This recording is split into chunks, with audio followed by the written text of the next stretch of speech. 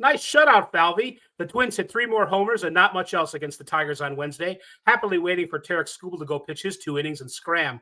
The Twins showed good pitching of their own, notably fast knuckleballer Cory Lewis against maybe a third, possibly 4/9 of Detroit's likely regular season lineup. We're going to stand in and take our hacks in a second, but first you all got to get locked on Twins.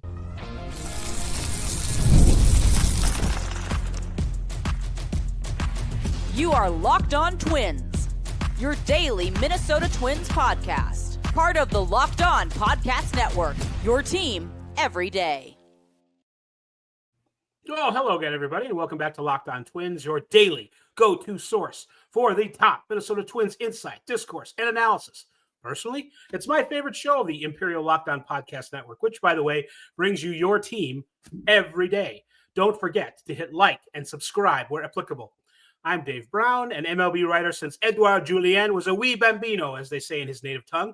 I'm also a BBWA member and a Hall of Fame voter, thinking that someday I might check that name of Tarik Skubal when I get my ballot of boxed Hall of Fame guys. Anyway, across the Great Plains of cyberspace is Brandon Warren, who is recently a year older and still old enough to know better. Brandon was a Twins fan who became a Twins writer, and now he's both as site expert at Puckett's Pond, a blog about the Twins. You should check out Brandon's written work and mine at Puckett's Pond to supplement your Locked On Twins coverage. Today's podcast reviews and reminisces about a 4-0 Twins victory against the AL Central dwelling Tigers, a road game at Lakeland, which didn't draw many starting players from either projected lineup. It did have Skubal, though, who had to deal with the gauntlet that is leadoff man Edouard Julien. We'll also admire the terrific play the last 2 days games, both of DaShawn Keirsey Jr., who's had a couple of big hits and made 2 outstanding plays in the outfield on defense. I thought for sure secretly that he would make the opening day roster until they signed Harrison Bader. Now it will take a few seismic events for it to happen in my proposed timeline. And we'll check out the 84-mile-an-hour knuckleball, that's impossible, of a prospect Cory Lewis. Usually they don't throw knucklers that fast. So we'll look into Lewis's pitching alchemy. Here's a reminder. Today's show is brought to you by myself and Brandon. Hello, Brandon. Hey, yeah. I spun a little joke about Cory Lewis's knuckleball today. I said, it's a hard knuck life for us. And I knew that you'd like that. I didn't see it because Twitter's algorithm is, who knows. Oh, I'm getting pardon my crassness, but the algorithm has really got me boned recently. I'm not doing too good on my interactions. Right. Well, maybe we'll just have to interact with ourselves in private and make up for that thing. So, oh boy, so many cool and unusual things happening at Twins camp. I think. I mean, I've been entertained. Have you not been by what's going on? It's not cruel and unusual. That's the White Sox. That's different. It's cool and unusual. Rocco did it again with the lineup, Brandon, leading off with a short side platoon guy against one of the best left-handed pitchers of a recent generation, Tarik Skubal versus Edouard Julien. And you thought Wallner versus Chris Sale raised eyebrows. This is like Mr. Spock raising his eyebrows. You probably don't even know who that is, Brandon. You don't seem like much of a Trekkie. But did you know, though, that Julien actually made a start against Skubal last year, April 12th, and he went 1 for 2. He even got a hit. It was an infield single to short. But so Rocco's done this before. It wasn't a leadoff situation, but he did put Julien in the lineup. And I think it's a similar type deal to what he's doing with Wallner, just giving them chances to kind of get better at something that they weren't really good at last year, and that's hitting left-handers. Yeah, and I think my piece on that, or like the little excerpt that I had on Wallner against a lefty, I think I may have been ahead of the curve on the idea that Rocco wants to give these guys chances against lefties. And I think it speaks to the fact that he's not a spreadsheet manager. He's just trying to do the things that make the most sense and put guys in a position to succeed. And if guys can in turn show that they can handle those situations, you don't have to lift Matt Wallner in the 6th or 7th inning against a tough lefty, especially again, as I said before, if you know that their closer is right-handed and if the game stays close that you'll probably see him late, it's a win now decision, not a win now, but like an instant gratification decision to go get the right-handed hitter or whatever. And yeah, a lot of times it didn't work last year. I mean, thank you. Shout out Manny Magoo, but it's also stealing from the payoff later in the game when then Margot has to face a righty and you burnt Wallner already. So I think Rocco is basically saying, listen, I don't want to put you guys in a spot where you can't succeed, but I can't just hit you against a lefty just because, you started the game and you need to finish the game. Julian did not strike out in his opening at bat against Skubal. And I looked it up last year. He actually got, it's funny, he got to 3-2 full counts. That's kind of redundant, isn't it? Against Skubal and his at bats. And that was April when Julian was kind of still hitting. That was, do you remember his April last year? It wasn't great, but he hit like 7 home runs and different. I mean, it just kind of felt like a natural segue from the year before, and you just thought, hey, he'll get the eye going, he'll get everything kind of lined up, and the Twins will be in fine shape at second base. And I mean, that couldn't have been further from the truth with how the rest of his season went. He played first base in this game. I thought it was funny, the infield alignment. It was Brooks Lee at short, Brooks playing for Carlos Correa. So Lee has played. It's the second time he started at shortstop this year, and new guy, he's slipping in my mind. Mickey Gasper. He played second, and Julian was over at first. So, and then Miranda was at third, right? Miranda was at third. Right? So to me, so I was telling you off air that I'm kind of an SNL, like not like a buff or a guru, but kind of a junkie. This infield reminds me of the not quite ready for primetime players, because it's all guys who are like one position off from where you would really expect them to be, except for, I mean, no shortstop in the bunch to be found. But I'd probably rather have Brooks Lee at second. Gasper, don't really know where I want him, but I definitely know that if he's ever going to be on the team this year, it's going to be because of versatility. Julian's probably at second base in this perfect world of these 4 guys. And I kind of believe Royce Lewis right now has the third base job, if not to lose, but all to him, or if not all to himself, it's his to lose. And I don't think he's in any sort of danger of that. And so this is what you're going to see if there's a split squad day. There's going to be guys all over the place. And the Lakeland trip that some people may not be aware of, it's like 110 miles from Fort Myers. And so a lot of times those trips are the end of the roster guys, some minor league guys trying to get an extra look.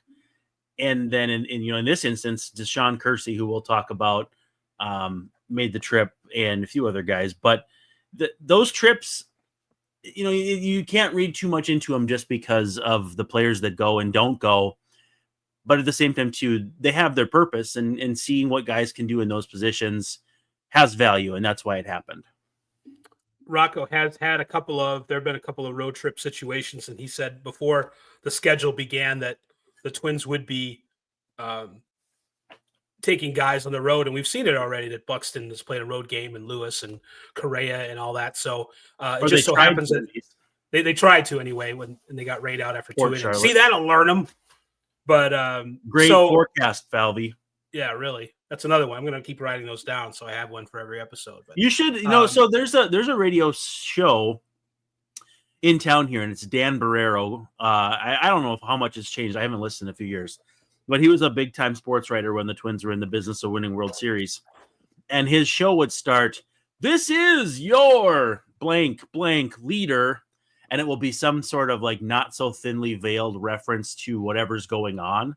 Like, this is your Timberwolves 4th quarter comeback of all time leaders. Sometimes it's really obvious, and sometimes it's very like, you got to kind of have an inside baseball reference. That could be our version of that, I think, is what I'm trying to say.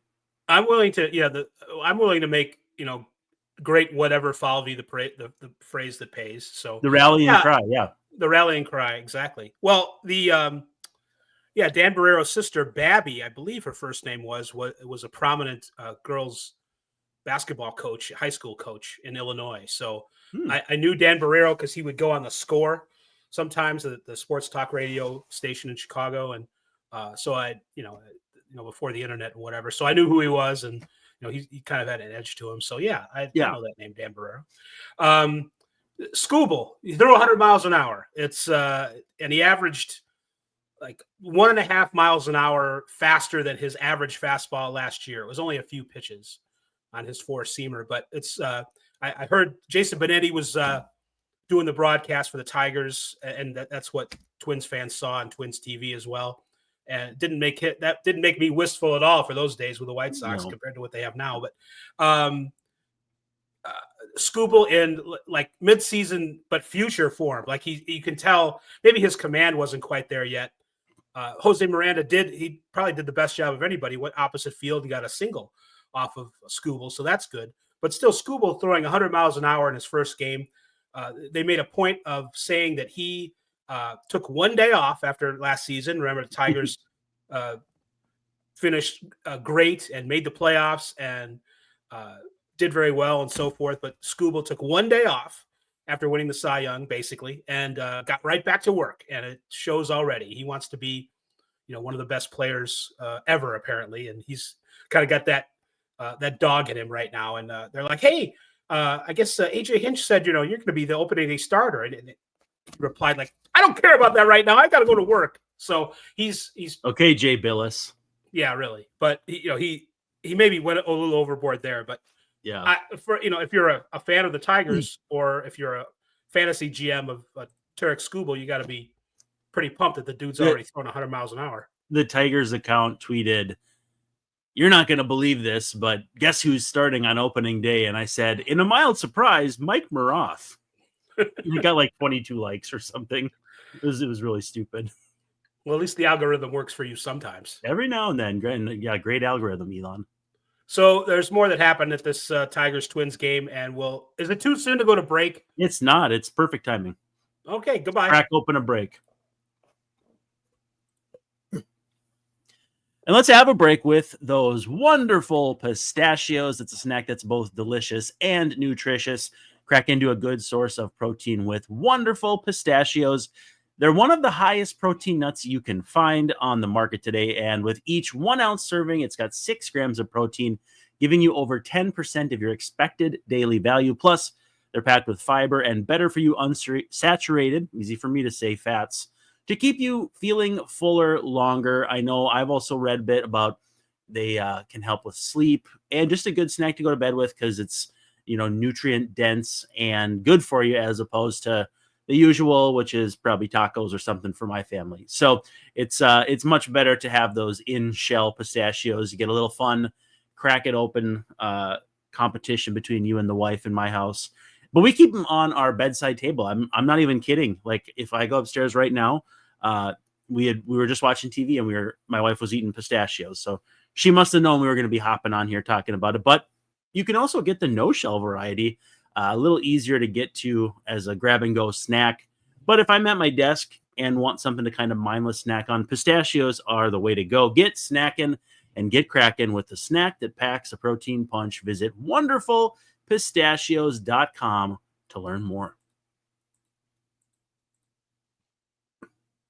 They're yummy. They're yummy nuts. I ate them while watching the Twins beat the Tigers 4-0. They hit 3 home runs. The Twins did. They waited for Skubal to leave the game, and then they hit some home runs. The star of the game, if we're giving stars out, DaShawn Keirsey Jr. with a second really good game in a row. He had the game-winning hit, a long drive in the last inning to win the other day.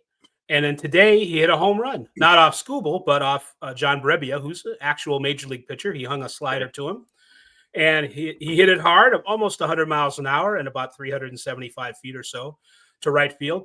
And later in the game, I don't know. I didn't really see any StatCast stats on it. It didn't, other than it wasn't much of a expected batting average just because of the location. But he made a great running play, whether he got a great jump or it was, whatever context. So that's twice in a row. I didn't see the play that he made the day before, but Phil Miller wrote a story in the Star Tribune about what a great game DaShawn Keirsey had, and he was rewarded with a long bus ride to Lakeland.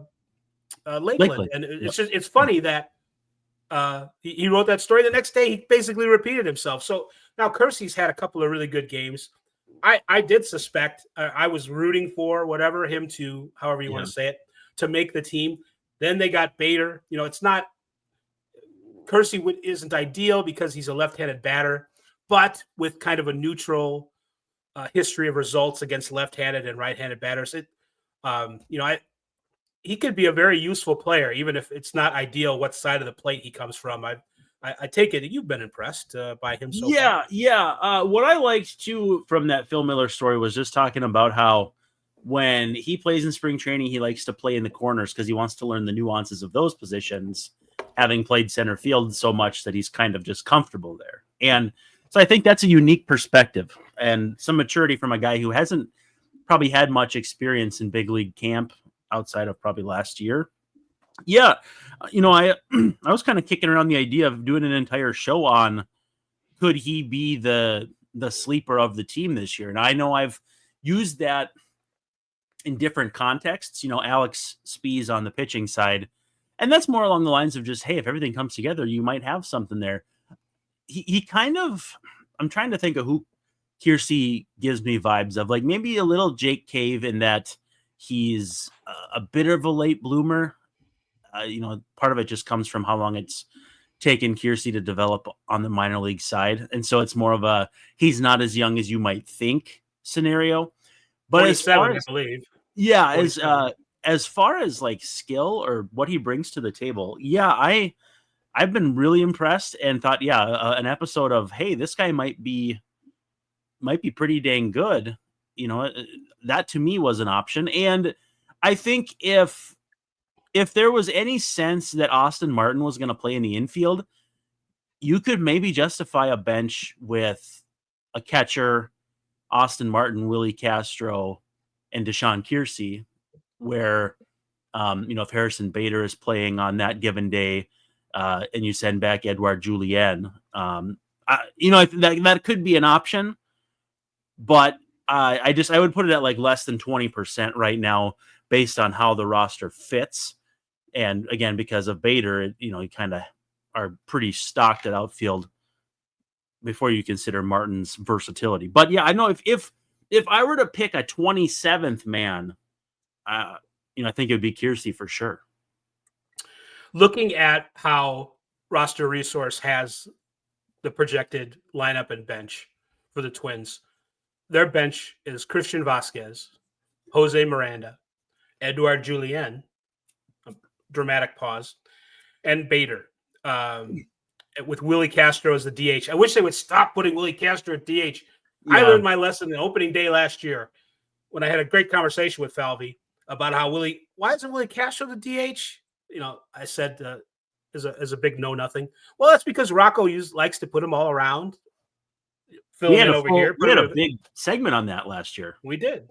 And you can't do that really. I mean, you could with a DH, but then you'd lose the DH. So yeah. Anyway, if certain things happen, you could see, if Brooks Lee has a really good camp, if Willie Castro is available to play a lot of second base sometimes, if Royce Lewis keeps taking grounders at second base, maybe you don't need to have Edouard Julien as a secondary infielder. I mean, I don't want to make Edouard unemployed, but I think maybe he could use some time to get right at AAA, because when he went down last year, yes, like a French chef. Yeah. When he went down there last year, it's not like they brought him back because he had figured it out. They brought him back because they didn't have anybody else who was healthy. Mm-hmm. So, but that's, then again, that's 2 of your 4 bench guys who are outfielders only, Bader and Keirsey. Right. So that's not ideal either. And it's fluid though with Castro if he's on the field. But I mean, I know what you're saying as far as, if Castro's in left and you need to make a move to short, you have options, but it gets tricky later in games when there's multiple chess pieces moving, or if someone gets hurt in the game and you're stretched a little bit. So no, I kind of see the vision here. And if my dream of Matt Wallner becoming a 150 game player happens, you don't really need another right fielder, an everyday guy. You got Bader out there and Larnach and the other guys. You don't necessarily need Keirsey to play the outfield. So, and this is all with Austin Martin not making the team. So I still think there is a trade coming at some point where the Twins consolidate some of this depth and I don't want to say redundancies, but let's I just mean, say they already extra did. duty. What's that? They already did with Michael Hellman too, so there's no certainty that they won't continue down that road. Right. Hey, do we have another break, by the way? No. Oh, we're going straight through? Okay. Power through. I know we talked about this before the episode started, but nice hat, by the way. Wanted to make sure. Yeah, this is a St. Paul Gophers hat. Now, did they play? That was like a Negro League secondary team? What it looked to me was they played in like 1908 to 1912 or something like that. Mm-hmm. And I tried to do a little research on it. I found those hats. So I have one too, but we'll kind of work maybe some of that into our lexicon because it looks like a pretty fascinating storyline. And I found those online and bought a couple of them and thought, hey, I'll send Dave some with some lovely KLN Wiley Wallabies licorice, which is an old Twin sponsor from a few years ago. I've and I like this hat because I'm based in the Kansas City area, and the Negro League Baseball Museum is in Kansas City, and it's one of the best places to go. Like if you can't get to the Hall of Fame in Cooperstown, if you can't get to another great place is the Louisville Slugger Museum in Louisville, Kentucky. Great place, kind of a little mini Hall of Fame deal. The Negro League Hall of Fame is like that in terms of value to a baseball fan. And so this kind of thing, these guys, the Gophers were not a Negro League team in the same sense that like the Kansas City Monarchs or the Pittsburgh Crawfords were. The Negro Leagues, as we know them, didn't form until 1920, but they were like a traveling team, as you said, formed in the early 20th century. So this is a great piece of history. I love the small brim too is kind of fun. It is. So it's got that nice patch on there. So it's all and I make it to Cooperstown at least once a year, but it's Cooperstown, North Dakota. So it's like a boyhood dream. A man finally realized I've been to Cooperstown, North Dakota. I love those Instagram posts. Yeah. Do they have like any homages to the Hall of Fame in Cooperstown? Like no, but it's close to, I believe, Sykeston, which is where Travis Hafner's from. Travis Hafner, the biggest all-star snub in my lifetime. Travis Hafner. Oh, you're slugging 750. That's not high enough. You can't go to the All-Star. Yeah, what is this? 1995, 94? Like, yeah. Matt Williams has 30 homers at the break or whatever it was. Yeah, no, it's not the steroid era. So, in addition to Keirsey having a couple of good games here and wondering what the Twins are going to do with him, they did get some good pitching performances. Andrew Morris started, Cory Lewis relieved. None of the Twins pitchers gave up any runs. Now, granted, who was in the lineup? I mean, Riley Green wasn't. No. They did have Gleyber Torres in his full beard. Torkelson, Torkelson's like Edward. He's like Edward Julian or Eloy Jimenez, or he's one of those dudes right now. Who's going to have a better year, Torkelson or Julian? It's a lot closer than you might like to wonder if you're a Tigers fan. Well, are you talking about the Toledo Mud Hens versus the St. Paul Saints? Because I think you might very be possible. Yeah, it just goes to show how hard it is to hit, even on your first overall pick, and to hit in the major leagues, and to hit when you come up as a corner guy. I mean, if you don't have a lot of defensive value, you got to mash, or people are going to be on your case pretty quickly. I still think Torkelson will. He's gotten hot before. I don't know if it's going to be this year because the Tigers have a bunch of other guys to play first base. It'll be with the Rays next year if they don't go get Andrew Vaughn. Like, I feel like one of those two guys will figure it out and have a late career Eric Thames run, or maybe a little better than that. Lord willing. The highlight of all the Twins pitchers, such as it was against that lineup, Cory Lewis breaking out his 84-mile-an-hour knuckleball. Now, I don't know if is it like a knuckle curve? I haven't it's a knuckle slider. It is like a knuckle slider like because it was classified as such at first by MLB Statcast. It's get back in the lab, Do Young Park. Yeah, really. Push up those glasses and get back in there, you nerd. No, later they amended that and gave him like 13 knuckleballs. Thank you. And they weren't I'm all glad. sliders. I'm glad that I saw that tweet though, and then mentioned it to you because you said, "Wait, is this the knuckleball guy?" I had another friend reach out, and I said, "No, I think they're coding them wrong." And yeah, so I saw that tweet from. Learn the code, Doe. Yeah, yeah. The kid from Stanford needs to learn something that we already know, right? Yeah. What did I see? Pitch Profiler, who's I think sometimes they get into trouble on Twitter, but they also Jeremy Machino. I used to work with him actually. Yeah. He sat. I found out quite by accident that he sat across from me, like literally 3 feet away, at our office. That is a weird coincidence. But yes, he noticed that Cory Lewis was pitching, and Twins prospect Cory Lewis unleashed his insane 83-mile-an-hour knuckleball today, which has a spin rate of less than 300 RPM. That's crazy. Like pitches that spin a lot, it's like 2,500 or something, 2,200, 2,000. And his knuckleball was going 300 RPM. He tied Gleyber Torres in knots on one play, and Jair Camargo could not catch the ball either. Swing and a miss. Catcher dropped the ball. Camargo's got the huge mitt. That's kind of the problem of having the old euchre, though. Yes. The old euchre, how to catch as soon as it stopped running, he picked it up. So that's how you catch it. As soon as it stopped rolling, yeah. The thing with Lewis's knuckler too, and I actually posited this. I don't remember where it was, what format or what, if it was a blog or a show, but he hadn't really leaned on that pitch as much as you'd expect in the minor leagues. I think he was like 10% for a while. He's now closer to maybe a third or a quarter. The further he goes up in the minor leagues, if he doesn't have that big fastball, which I think we all know he doesn't really have, maybe that formula gets tweaked to the point where he's throwing that a little bit more often. And I don't know. I mean, I thought it looked pretty dang nasty, as far as I didn't get a good look because I had stepped out for a while to see how, he delivers it. Because if he has enough deception between that and his regular fastball, then there's no telling how far he can go, because that was incredibly nasty. He does have an interesting delivery. It's hard to classify it. It's sort of over the top. It's kind of diagonal-ish. It's also like, that when coaches like grab a ball and hold it over their head and put it in the pitching machine, it's kind of like that.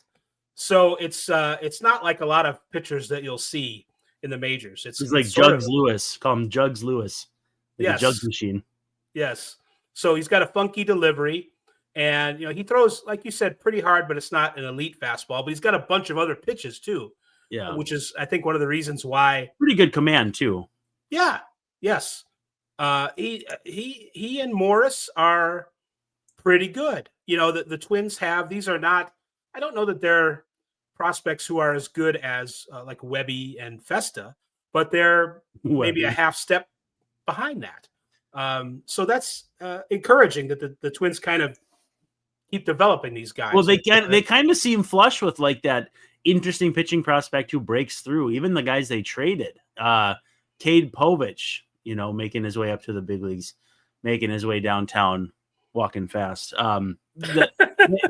They've really kind of cornered the market on, hey, let's go get this interesting guy named Bailey Ober out of Charleston in the, 8th, 9th, whatever round. Right. And when you can kind of not create those guys out of thin air, but definitely cultivate them, it certainly makes it easier to trade them and not have to worry about making a huge mistake when maybe one of them pops off and becomes a decent number 3 starter, So if you have more where that came from, I mean, it's like Cleveland's pitching factory where every year Tanner Bybee pops up or someone like that, yourself or someone like you. When you can create those, sorry, it's Matchbox 20. You and your pop music references. I mean, I go out there and I try and, hook in something from Blues Brothers or Saturday Night Live or whatever. And well, maybe you watch Saturday Night Live. You have no idea what I'm talking about. And in fact, maybe no one else does either. Saturday Night Live, you'll get me, but everything else, it's way over this head of mine, this huge head. So I think that's good for this episode. Is there anything Yeah. I'm missing from this game? I don't think so. I mean, in general, pitching has been really good, like really, really good for the Twins. I think coming into play on Wednesday, they were top 5 in ERA, top 6 in ERA. It was like 3.46. Bats have been slow to come around, but they popped a homer, a couple homers, and 3 homers in this one. They had gotten off to a decent start against the Rays in the game that even more didn't count than most spring trainings games do. But I expect the offense to come around. You know, like you say, pitchers are in front of hitters or pitchers are ahead of hitters right now. Yeah, next game tomorrow, Pablo Day. It's Pablo Lopez Day against Caleb Ferguson of the Pirates.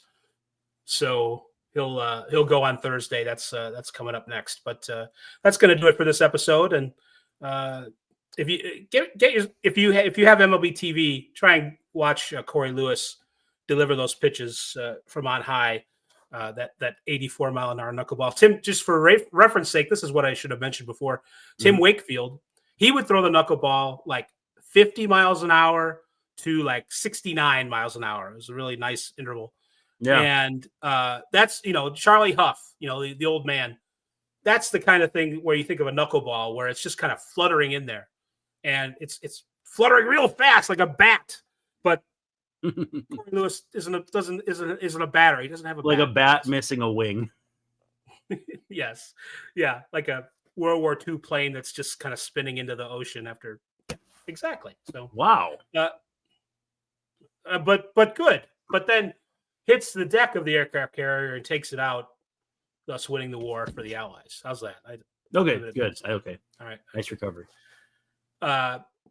He's Brandon Warren. I'm Dave Brown, wishing you all a very pleasant good evening, saying that we will Alexei Casilla tomorrow night.